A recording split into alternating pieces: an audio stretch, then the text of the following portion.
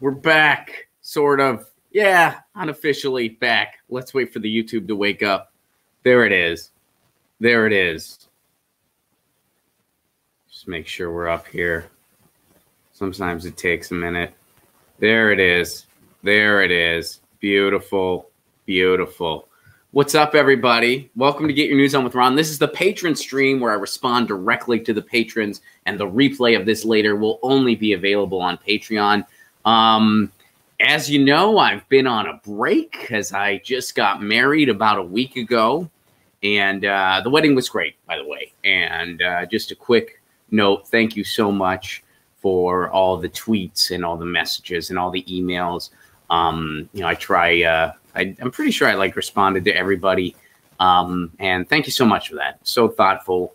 Yeah, I really felt like a very lucky dude. I really did, because so many of you guys who listen to the shows and like the Jimmy Dore show and Get Your News On with Ron, and you guys were just so kind and warm, and you know, it really makes you feel good. So thank you very much for that, and thank you very much for the kind words.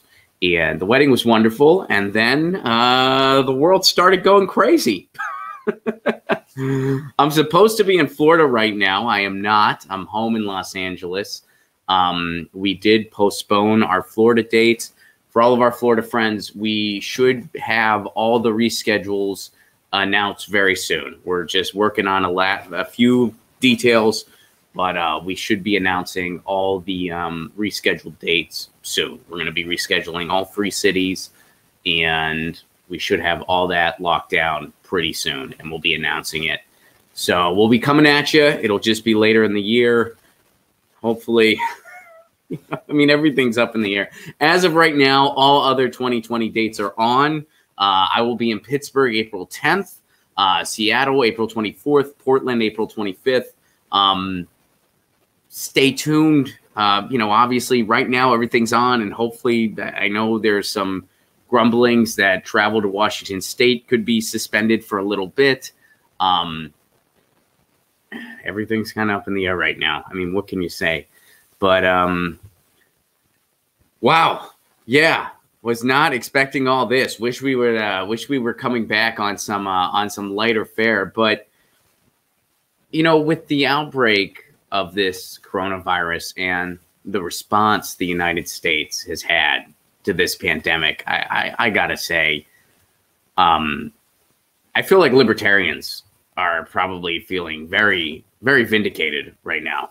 And I don't mean that in an insulting way at all. I just mean it in the sense that it's tax season. And as you go to pay your taxes, and I know I will feel this way, and I'd imagine you will too. As you go to pay your taxes, I'm sure you can't help but wonder, what the heck am I paying for?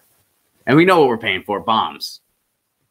But the response this country has given to this pandemic, it is on par with third world countries. And you can kind of see those reports from the World Health Organizations. We are on par with third world countries, the way we've handled this pandemic here in the United States. And if this doesn't scream the need, I mean, how can anyone at this point have any doubt that we need a single payer Medicare for all healthcare system where everybody is covered, where we don't have this unknown chaos like we do now? It's just mind-boggling. And of course, the coronavirus continues to spread throughout the world. And there's been some disturbing reports, especially out of Italy, where there's been among the most reports. And you know, I talked about Italy a little while ago, where I mentioned what my family was telling me. I still do have regular contact with them, and you know, it's very dangerous when elderly people get the coronavirus. Now, keep in mind, if you're young, and by young in this case I mean under 60, that's usually the barometer they give. I don't think 60 is all that old. I don't mean it like that. I just mean if you're over 60. You're at a higher risk for this. If you're under 60, the most dangerous thing if you get the coronavirus isn't necessarily the coronavirus on you. Of course, no one wants to be sick, and that's pretty unpleasant. But, you know, there's a chance your symptoms could be relatively mild.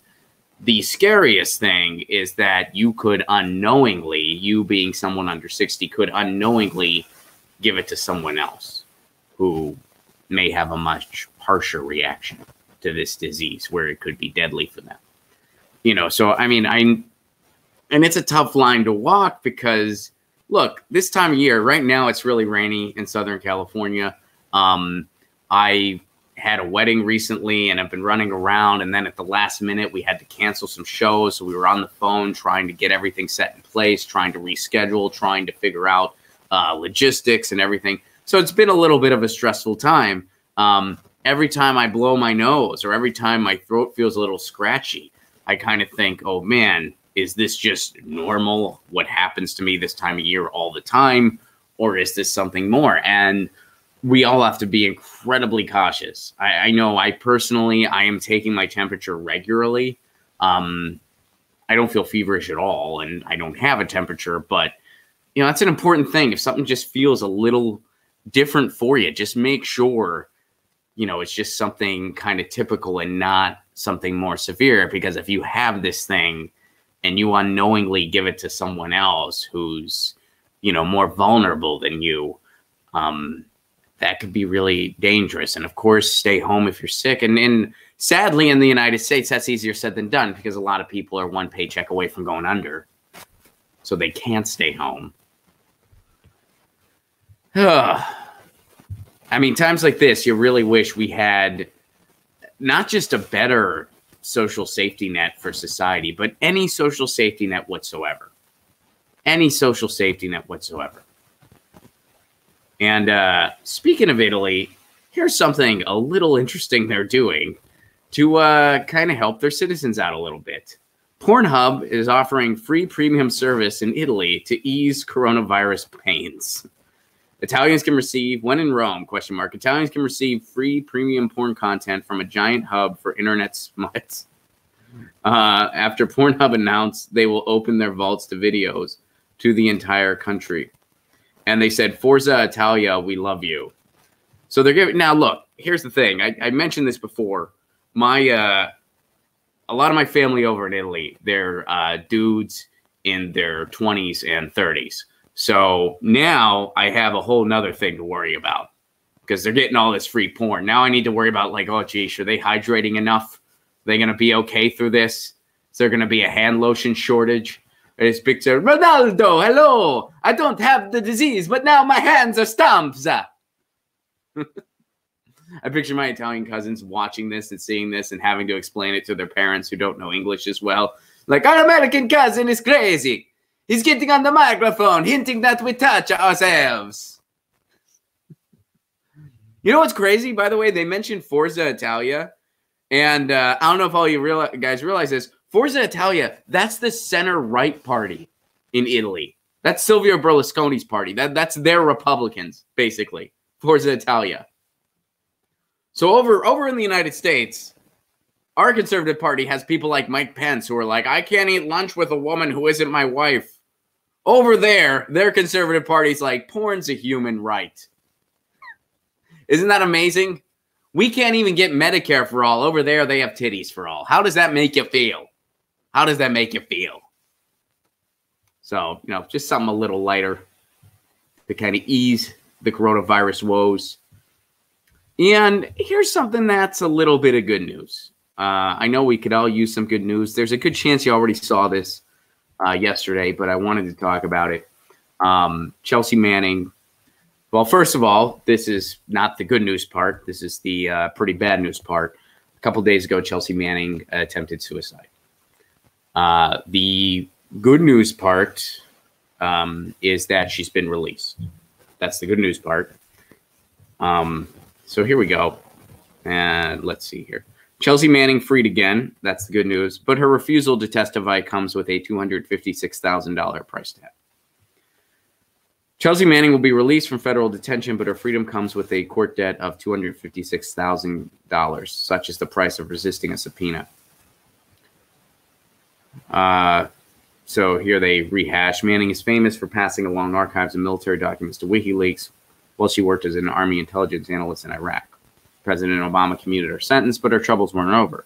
The Department of Justice was still trying to build a case against WikiLeaks founder Julian Assange. It's subpoenaed Manning and tried to force her to testify. So again, why were they holding Chelsea Manning? Because they wanted to force a confession out of her in regards to Julian Assange. They wanted her to say that Julian Assange helped her hack. Why? Because if they have that, that's the smoking gun they can use against Assange. Just publishing is not a crime. That's not a crime. But if he helped her, if Julian Assange helped her hack, oh, well, then that's a crime. And they can try to get Julian Assange on that. So they tortured Chelsea Manning to try to get her to say he helped her. And she didn't do it. So that's why they were holding Chelsea Manning.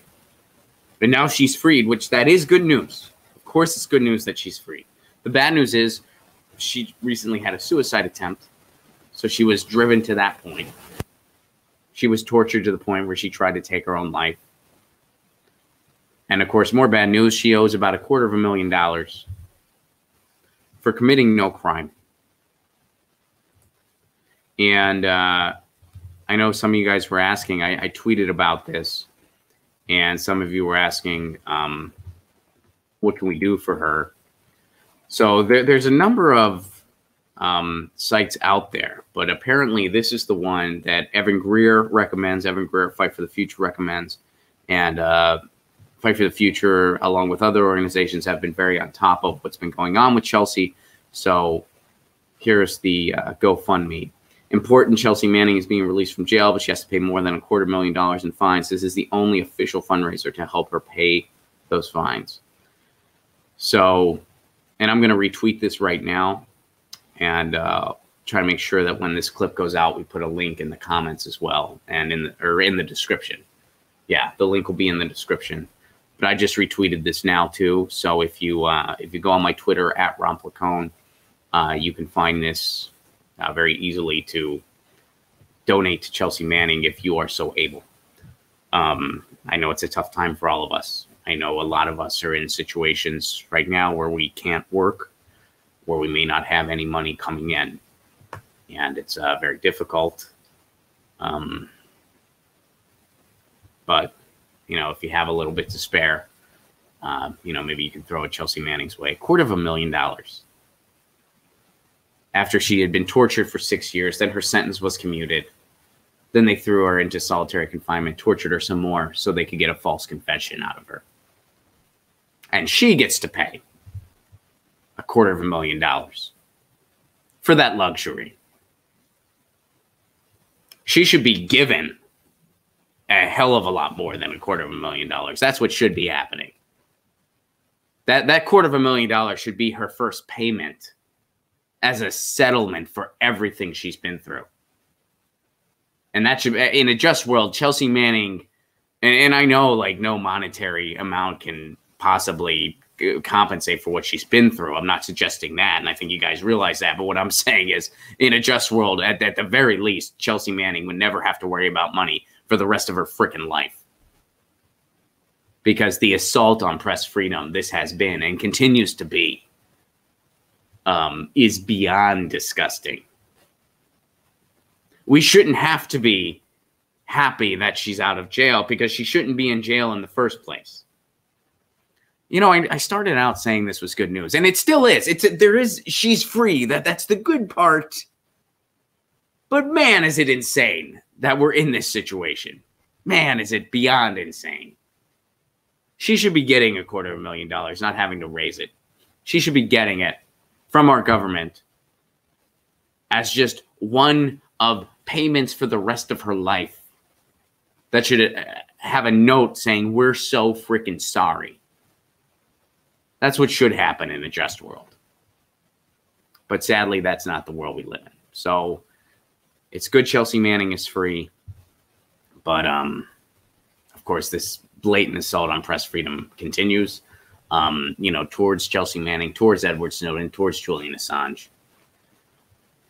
And I would really like to think that the history books will not smile fondly upon this. But as somebody pointed out to me on Twitter, unfortunately, history is written by the victors. So who knows, how this will look in the scheme of things. But I really hope that that we evolve from this. And that, 10, 20 years from now, we're talking about how we were on the right side of this issue. And people say, oh, when it came to press freedom, were you for Julian Assange and Chelsea Manning? Yes, I was. Yes, I was. And we look back at that as a shameful period in human history that we have evolved from. And we now have policy in place to prevent something like that from ever happening again. I believe that's the world we can have. And we got to do everything we can to try to make that a reality.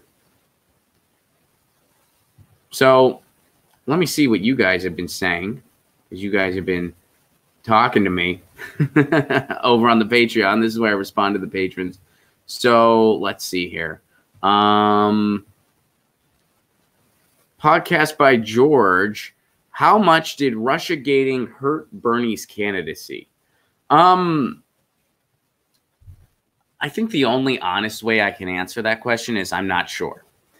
And the reason I say that is because Bernie's Russiagating was not for people like me. Bernie's Russiagating was to placate, the donut Twitter crowd, to placate the people who blame him for Hillary's loss, the people who honestly believe that Russia, helped Bernie Sanders and now they're helping Trump too. I think it was to placate the MSNBC crowd that has, over-amplified Russiagate to the point of hysteria years ago. It wasn't for people like me. And Bernie's Russiagating to someone like me was annoying. It was sad to see him do that. It was frustrating to see him do that. Did it cost him any votes?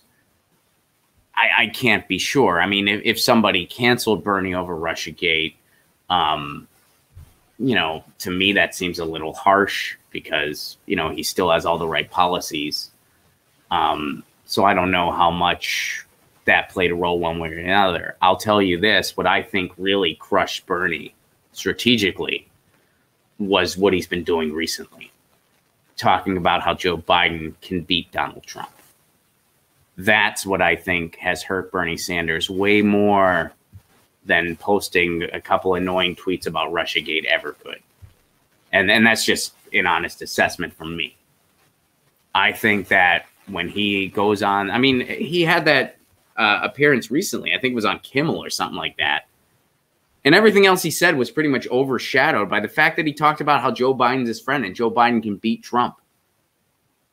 You can't be saying stuff like that right now. First of all, I don't think it's true. I think Bernie's wrong. I don't think Joe Biden can beat Donald Trump. I never did. I never will. I think Trump would destroy Joe Biden. Joe Biden collapses under the slightest of criticism or pressure. He freaked out on that person who asked him about guns.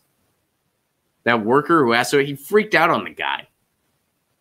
He's cursed at voters. And I still stand by it. He's going to tell someone to F off. I still stand by that. I know I made that prediction a while ago. I still stand by it. Before the campaign trail is over, he's going to tell someone to F off. And now they're going to be going into this debate Sunday, and Joe Biden's going to use that time and time again. You said I could win, Bernie. And what's Bernie going to do? So you want to talk about what Bernie Sanders did to hurt his own candidacy. I think that is first place by miles. Talking about how Joe Biden could beat Trump. And the biggest thing being, it's not true. So, I mean, when Bernie makes these tone-deaf tweets on Russiagate, it's annoying and it's frustrating and it's eye-rolling. And you're like, why is he doing that? How many votes did it cost him or not cost him? That's tough to say. The one thing I will say is when he tries to placate, the diehard Hillary MSNBC crowd, it's like, Bernie, you're trying to placate people that no matter what you do, they're going to hate you. No matter what you do, they're going to hate you. And he should have known that by 2016 where he went out and campaigned for Hillary more than Hillary herself did. Oh, and where did he go? He went to the states where he was having trouble, or excuse me, where she was having trouble. The states that she really needed to win, where she was having trouble. He went there. Bernie Sanders went there. Hillary Clinton did not. Bernie Sanders did. She still lost those states anyway because she was such a terrible candidate. And he still got blamed for her loss. You know, by then he should have realized, look, some people, they're going to hate me no matter what, so I can't try to win them. But the biggest thing Bernie's done to hurt himself is saying how Joe Biden can beat Trump. Saying, my friend Joe Biden can beat Trump. We don't have time for that. We don't have time. You know, that's nice. You have a diplomatic relationship with Joe Biden. Good for you. No one wants to hear about it right now. Stop calling him your friend. Just stop. Just stop. Because you know what? Your friend has pledged that he would veto a bill that gives everyone health care. He would veto a Medicare for all bill. And you look at this pandemic and you don't think, oh, we need a universal healthcare system. We needed it yesterday. We needed it decades ago, but you get the idea. So, yeah, you want to talk about what Bernie did to really hurt his candidacy. I think that is first place by a long shot. Everything else is a factor too, of course, but that is a glaring first place. And it's painful to watch him do stuff like that. It's very painful. How is the coronavirus affecting Ron's world and your local community? Well, George wants to know that as well. So, George, I canceled some Florida dates. Graham Elwood and I canceled some Florida dates, which was a big bummer. And we're working on rescheduling those, and we should have an announcement for that soon. And I'm just kind of holding on tight, hoping that nothing else gets canceled. I'm hoping things go back to some amount of normalcy by the end of the month. And right now, it's really tough to predict where things will go. You know, I mean, some people are projecting that by the end of the month, things will kind of go back to normal and society will be cautious, but not on shutdown. I'm hoping that's the case. I feel like that should be the case. But you never know how much this will amplify and how severe it will be, especially in a place like the United States where we don't have decent testing available, or not easily available at the very least.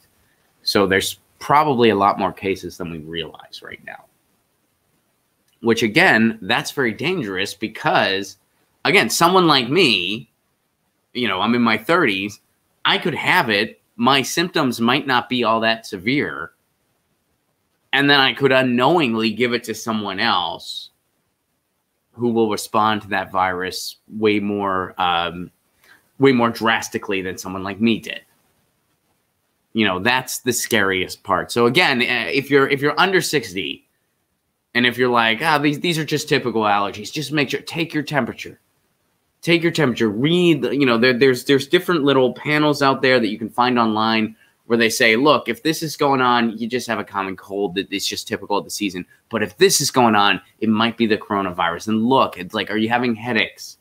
Is your cough dry or not? Is it, you know, you can look at all these different things to find out, is this just regular seasonal allergies or regular seasonal sniffles, or should I be worried I have the actual coronavirus? And a big part of that is just taking your temperature. Take it, even if you don't feel feverish, you know, just, you know, both my fiance and myself, just to be safe, we've been taking our temperatures every single day. And don't mess around when you take your temperature. Do it rectally. No, I'm just kidding. You don't have to do that. A bit much. You can only take it. No, take it. Yeah, no. I mean, if that's your thing, I mean, do you? But you know, you get the idea. Mark, what's up, buddy? After Trump's address last night, insurance companies are saying that they would only cover testing rather than treatment. This is why we need Medicare for all / single payer plus.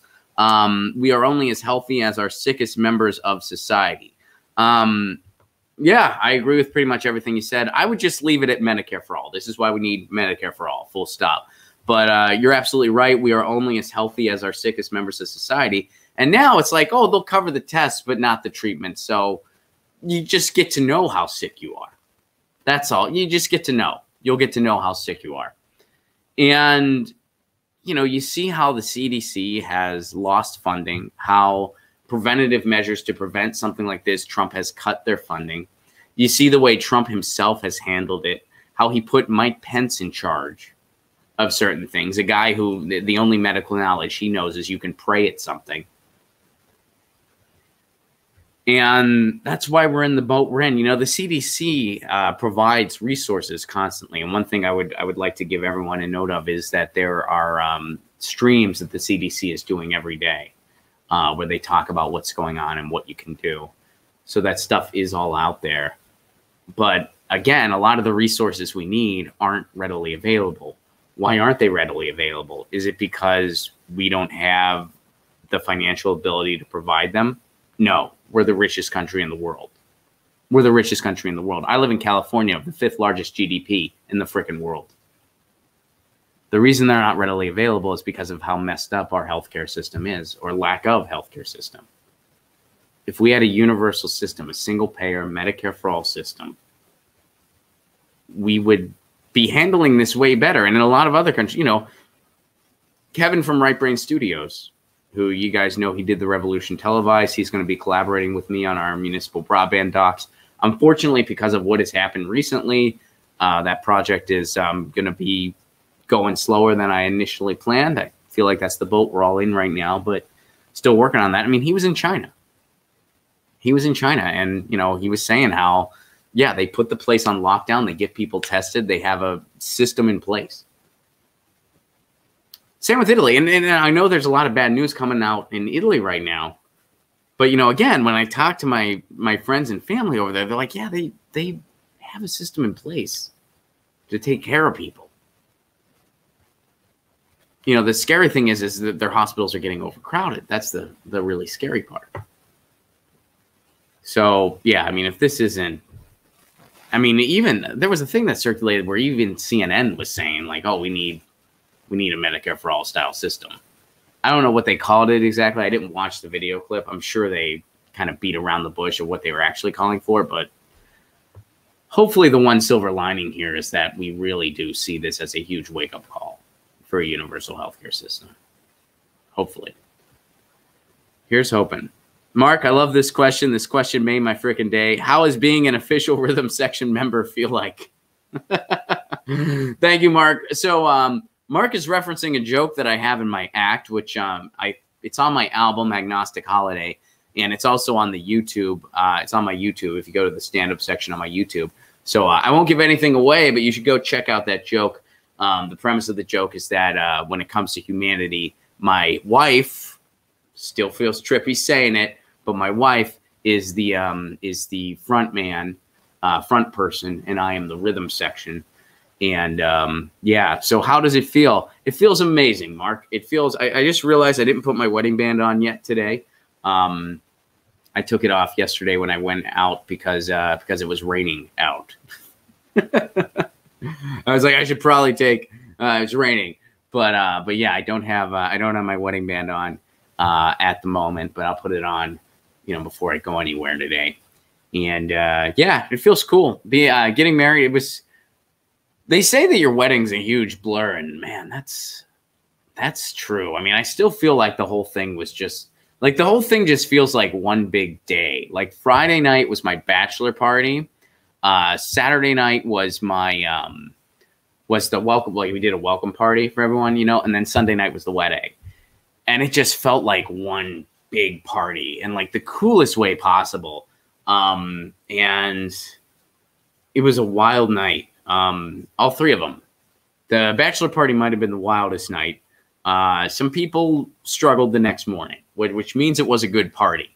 But we were all in Highland Park, and we were all feeling no pain at all. No pain at all. And yeah, it's just a rush. The whole thing is just a rush. It's like you feel like you're giving your vows, and then it's like you're pronounced, and then you go like and get pictures, and then you just you enter and everyone's cheering. It's yeah, being married's pretty cool. Thank you for the question.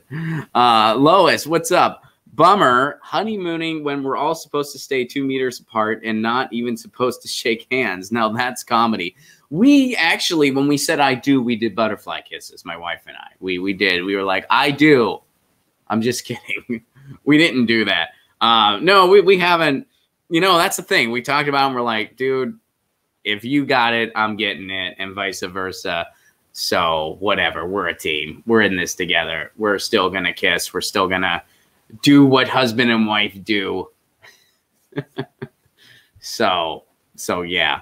But again, take your temperature. I do recommend that. Take your temperature every day. If you're under 60, take your temperature. And I guess if you're over 62, why not? But if you're under 60, make sure you're not, oh, I just got to blow my nose a little bit. It's allergies. Although running nose isn't a common symptom of corona, I'm pretty sure. But, read online, find out what the specific symptoms are to make sure that, you're not potentially carrying it. Anyway, I've said that enough times. But Lois, thank you for that. We actually haven't gone on our honeymoon yet. We're trying to go to Thailand later in the year in November or December. That's what we're trying to do. Everything's up in the air right now, which really sucks. But right now, everything's up in the air. But hopefully we're going to do that. But what we did do is right after the wedding, we kind of just went to Joshua Tree and unplugged for a few days, which was a good place to go amidst everything. We had this nice Airbnb. There was a hot tub, and we just kind of went to the park and walked around, and it was a lot of space and stuff. And there weren't a lot of people there. One, because it was kind of cloudy and rainy, and two, because of everything that's going on in the world. So it was pretty nice, actually. Thank you very much for that, Lois. Jennifer, so glad you'll be rescheduling the Florida tour. Yes, we are, Jennifer. I'm far too sick to make it tonight. Please get better soon, Jennifer. Seem to have gotten the virus. Oh, wow. Everything comes through Orlando, so good call on your part. Congrats on your marriage. Jennifer, thank you very much for that. Please get better soon. Please be careful. Please stay quarantined. And, I guess the virus is just a virus, so I think all you can do is just, make sure you're getting enough fluids. Make sure you're eating as much as you can. I know eating is a weird thing when people are sick. There's some people where when they're sick, they cannot, the idea of eating is, oh man, I can't do it. Other people, when they're sick, they're like, I should just eat as much as I can, and I'm going to eat. I'm going to eat a bunch. I fall into the latter category. Now, of course, an exception to this is if I have a stomach virus or something like that. Obviously, that's the exception. Then nobody can eat. But if it's an illness not related to digestion, I can put it away. I can eat, and that's how I justify it. I'm like, I should just eat whatever I want to feel better and get better sooner. So make sure you're eating enough. Make sure you're getting lots of fluids. Make sure you're taking vitamins. And please get better soon. And please make sure you're quarantined so that you can stay safe and keep others safe as well. And best wishes to you, Jennifer. And please get better soon. And by the way, we'll be seeing you later in the year. We're all ready. Like I said, it should be October that we're coming back to Florida. We're just finalizing all the final details on that. We will be announcing the dates as soon as they are rescheduled. But Florida, we are rescheduling. We're so sorry that we're not with you right now. I'd love to be with you guys right now, but we're rescheduling that as quickly as we can. And we should have an announcement very, very soon. Brian Kelly, final thought from the patrons. Congrats on your marriage. Thank you very much. I appreciate that very, very much. Thank you very, very much. Kate, what's up? Thank you for your super chat contribution. You got petition link for Tulsi to be on the stage, ? I do not have that. But can you drop it in the chat?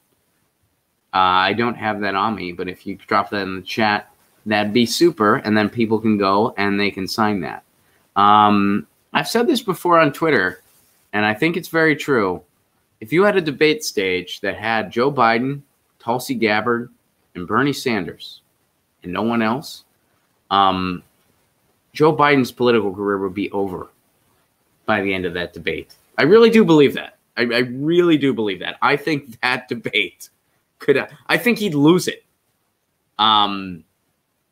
So that'd be incredible. So yeah, please. I'm not aware of that petition, but please share that around, Kate. Drop it in the chat. Drop it on Twitter.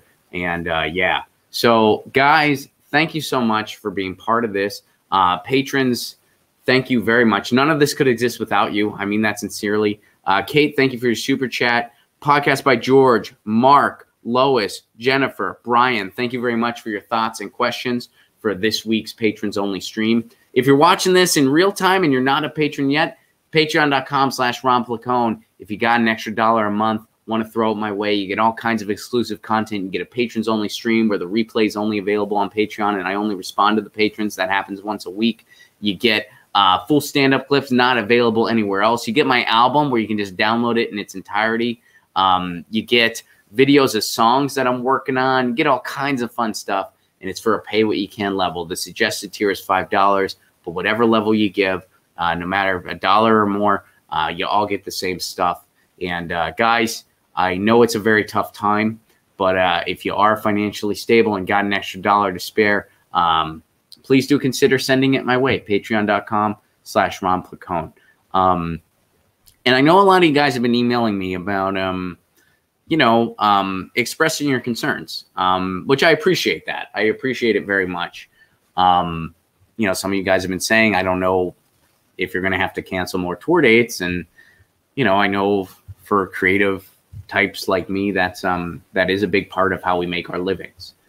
And that's true. And I appreciate all the emails. And if I haven't gotten back to you yet, I will. I will be getting back to you very soon. I've been a little slow on emails the past week because of, everything that's been going on in my life and everything that's going on in the world. So, but I will be getting back to you. And I appreciate that. But, there's a lot of people that are in, we're all in the same boat right now, and the thing for me is when you're, I've been a comedian for a while now. And the thing about creative professionals like comedians, musicians, writers, whatever, we're kind of used to one phone call completely changing the trajectory of our year. You know what I mean? For the better or for the worse. We're used to one phone call when we find out, that gig that we thought we were going to have for a year, it's not happening now. It's just not happening. I don't know where my next paycheck's going to come from now. We're used to that sort of thing. That's part of our life. Usually it's not caused by a health pandemic. Usually that's not the cause of it. Usually it's just something showbiz related, but we're used to that sort of thing. Other people who can't go to work right now and have no means to make income, they're not used to that. So, my heart really goes out to everybody right now and people who are struggling right now. And I really do appreciate everyone's support. And I just, we really do have to stay safe out there. We really do have to stay safe out there. And, if you can help your neighbors, please do. If you can help anyone, please do. And, we'll, of course, I tweeted that Chelsea Manning link if anyone is able to spare a little bit there.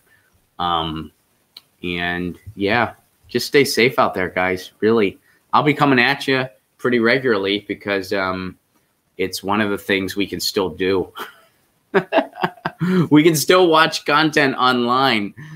So again, thank you, everybody. Thank you, Kate. Thank you, George. Thank you, Mark. Thank you, Lois. Thank you, Jennifer. Thank you, Brian. This has been the patrons only stream where I respond directly to the patrons, and the replay is only available on Patreon. And if this interests you, patreon.com/Ron Placone, give what you can level. And tour dates, as of right now, everything is still on as scheduled. April 10th, Pittsburgh, Pennsylvania. I will be there. I should be there. So please buy the tickets. Don't hesitate. If things get canceled, of course, everyone gets refunded everything. So please, hopefully everything is on as normal. I know it's a little crazy right now. A lot of things are getting canceled right now, but hopefully by the end of the month, we kind of get back to a certain amount of normalcy with the necessary amount of caution that we need to function in society. But April 10th, Pittsburgh, Pennsylvania. April 24th, Seattle. April 25th, Portland. May 14th, Indianapolis. May 15th, Detroit. May 16th, Cleveland. I look forward to getting back out on the road and seeing everyone soon. In the meantime, you know the drill. Lucy says meow. I say peace, peace,